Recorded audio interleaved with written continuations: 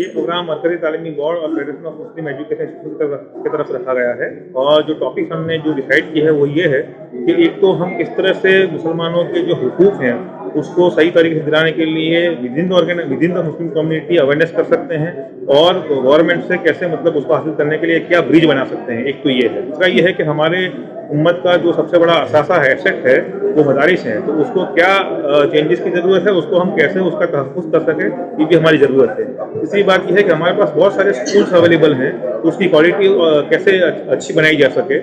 और ये भी एक चीज़ है कि बहुत बड़ा इंफ्रास्ट्रक्चर उम्मत मुस्लिमा के पास गुजरात में, हिंदुस्तान में मौजूद है, उसका पोटेंशियल इस्तेमाल कैसे किया जा सके। इसके अलावा नेशनल एजुकेशन पॉलिसी 2020 भी हमारे यहाँ डिस्कशन का मौजूद रहेगा, और बहुत सी दूसरी बातें जो ग्रास रूट लेवल पे लोगों को परेशान करती हैं उसको भी हम एड्रेस करने की कोशिश कर रहे हैं। तो मेरा नाम मोहिउद्दीन गाजी है, मैं दिल्ली से आया हूँ, जमात इस्लामी हिंद का नेशनल सेक्रेटरी हूँ। और आज का प्रोग्राम एजुकेशन से, ख़ासतौर से एजुकेशन को जो नए इश्यूज जो उससे जुड़े हुए हैं और नए चैलेंजेस जो उसको फेस करना पड़ रहे हैं, तो इस सिलसिले में मुसलमानों का जो दीनी मदारिस का जो सिस्टम है, जो स्कूलों का सिस्टम है, वो पूरा सारे मुसलमान उसको किस तरह से फेस करें, किस तरह से उससे आगे बढ़ें, और किस तरह से अपने मतलब एजुकेशनल एम्पावरमेंट और जो उनकी तालीमी तरक्की है उसके सिलसिले में क्या उनकी मनसूबाबंदी होनी चाहिए, क्या विजन होना चाहिए, इसके सिलसिले में बहुत डिटेल के साथ, बहुत ही रिलेवेंट लोगों के साथ जो है वो गुफ्तगू हो रही है। और ये बहुत ही पॉजिटिव किस्म का एक प्रोग्राम है। मैं doctor Abdul Qadeer, founder chairman Shaheen group of institution leader, आज गुजरात में रियासती सतह का एजुकेशन पर एक अहम सेमिनार हुआ है, जिसमें बहुत अहम बातें हुई, बहुत ही मौजूद तरीन शख्सियतें आई हैं और मुस्तकबिल का लाएहमल तय कर रही हैं। एक अच्छी पेशरफ्त है। यकीनन हमारा फ्यूचर ताबनाक है अगर हम हमारी तरजीहात को सही कर दें, अपने बेटे के साथ किसी गरीब बच्चे की तालीम की फिक्र कर दें, खर्च कर दें, फिजूल खर्ची ख़त्म कर दें।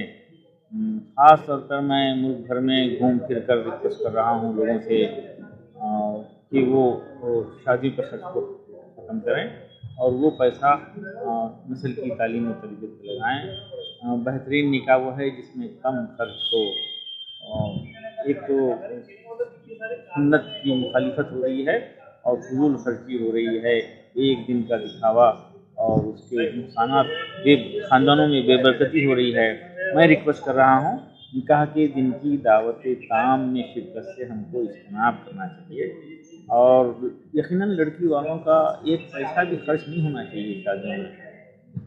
अगर हम खुद शिरकत न करें तो हम अपनी तरफ से उनकी फजूल खर्ची में रोकने में कामयाब हो सकते हैं। अगर 5% लोग भी अगर जो उसको बुरा समझते हैं, तकारीर करते हैं, गुफ्तगू करते हैं महफिलों में, वो उसमें से 5% लोग भी निकाह के दिन की दावत ताम में शिरकत करने से इज्तनाब करें, रुकें और अपने मुतालिकीन को रोकें, तो ये बुराई ख़त्म हो सकती है। ये बुराई ख़त्म हो जाए तो इंशाअल्लाह उम्मीद है कि बर्थडे में शिरकत करना बंद कर देंगे, वो मंगनी में शिरकत करना बंद कर देंगे। इस किस्म की तमाम फजूल, गैर ज़रूरी और गैर शरई रसूमात से हमारे लोग बच जाएंगे, नस्ल बच जाएगी और वो सारा पैसा तालीम और तरबियत और मईशत पे लगे।